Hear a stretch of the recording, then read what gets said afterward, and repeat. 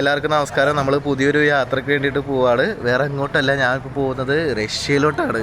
റഷ്യക്ക് visa എന്ന് പറഞ്ഞാൽ വിസയാണ് കേട്ടോ. ഇന്ത്യക്കാർക്ക് വിസ കിട്ടും. എനിക്ക് 1 മാസത്തെ വിസയാണ് കിട്ടിയിരിക്കുന്നത്. അതായത് എനിക്ക് 1 മാസം റഷ്യയിൽ നിൽക്കാം. അപ്പം അങ്ങനത്തെ വിസയാണ് നമുക്ക് കിട്ടിയിരിക്കുന്നത്. ഏതാണ്ട് 4 ദിവസമൊക്കെ എടുത്തുള്ളൂ.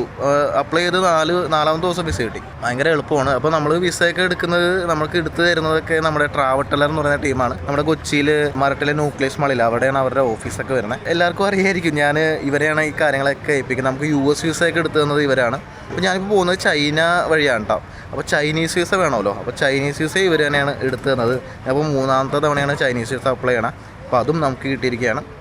അപ്പോൾ നമ്മൾ ചൈനയിൽ പോകുന്നു. അതിനുശേഷം റഷ്യയിലോട്ട് പോകുന്നു. റഷ്യയുടെ സൈബീരിയ ഏരിയയൊക്കെയാണ് നമ്മൾ പോകുന്നത്.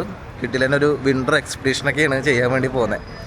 അപ്പം റഷ്യൻ വിസയും ചൈനീസ് വിസയൊക്കെ നമുക്ക് ട്രാവട്ടലർ വഴി നമുക്ക് സെറ്റ് ചെയ്ത് കിട്ടി. ഇവരാകുമ്പോൾ പിന്നെ ഒന്നും പേടിക്കേണ്ട ആവശ്യമൊന്നുമില്ല, എല്ലാവരും നോക്കിക്കോളും.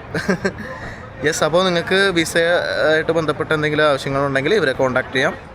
അപ്പോൾ ഷെങ്കൻ വിസ ആയിക്കോട്ടെ, US വിസ ആയിക്കോട്ടെ, അല്ല ഓസ്ട്രേലിയയോ അല്ലെങ്കിൽ മറ്റ് ഏത് രാജ്യമായാലും ഇവർ ടൂറിസ്റ്റ് വിസ അല്ലെങ്കിൽ വിസിറ്റേഴ്സ് വിസ ഒക്കെ എടുത്തു കൊടുക്കും. നല്ല അടിപൊളിയായിട്ട് നല്ല സർവീസൊക്കെയാണ്. യെസ്, അപ്പോൾ നമ്മുടെ യാത്ര തുടരുന്നു. അത് യൂട്യൂബിൽ കാണാം.